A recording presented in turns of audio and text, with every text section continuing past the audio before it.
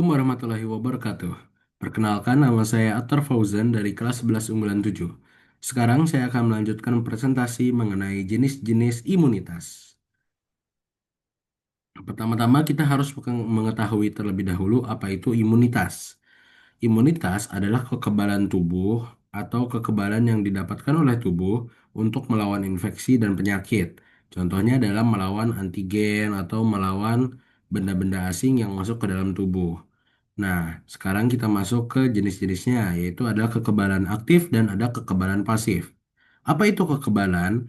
Kekebalan itu nama lain dari imunitas atau kemampuan suatu eh, sistem pertahanan tubuh dalam memproduksi antibodi, ya antibodi yang digunakan untuk melawan infeksi tersebut. Atau misalkan merujuk pada ada atau tidak adanya antibodi dalam tubuh seseorang.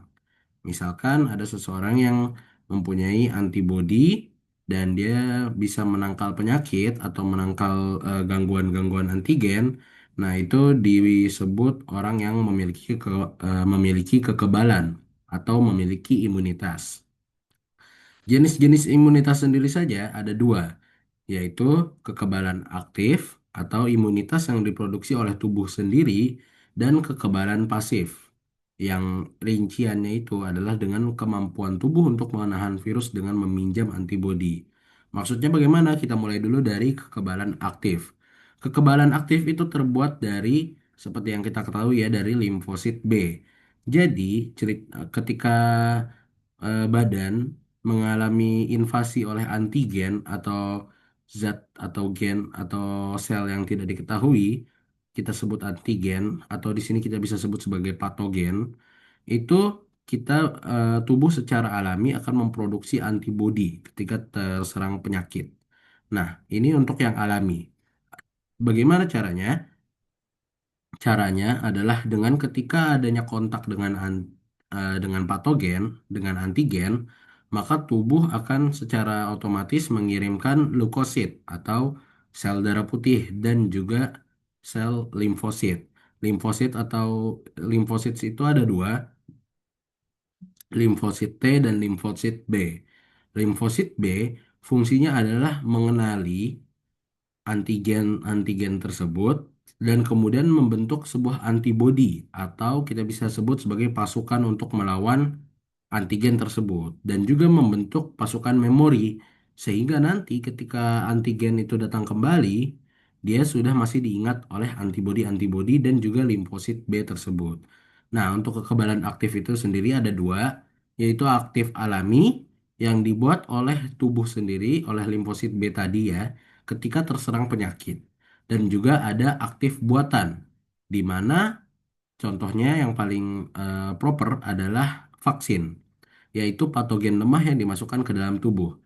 Jadi patogen lemah yang sudah dilemahkan dan tidak cukup membuat kerusakan, itu dimasukkan ke dalam tubuh melalui vaksinasi. Kemudian sel tubuh merancang antibodi sesuai dengan limfosit B, merancang antibodi yang pas cukup untuk melawan antigen tersebut.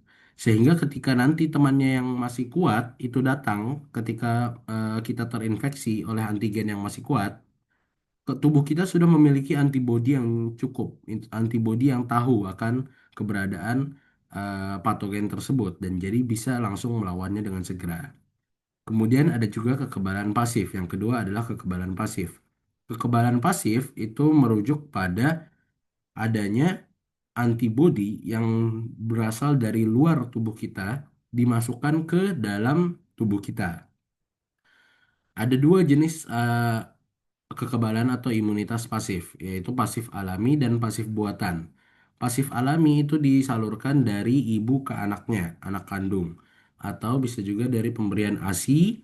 Dan ketika saat pemberian ASI tersebut, antibodi imunoglobulin atau antibodi-antibodi lainnya yang berada di tubuh si ibu, itu dia berhasil turun ke atau diteruskan ke anaknya masuk ke plasenta juga bisa lewat rahim atau kehamilan ketika proses kehamilan. Jadi nantinya antibodi yang dimiliki oleh sang ibu itu turun ke anaknya Sehingga ada juga yang pasif alami itu memiliki kekebalan atau imunitas terhadap penyakit tertentu anaknya yang sudah pernah dialami oleh ibunya ketika dia belum lahir, karena nanti antibodinya menurun ke anaknya.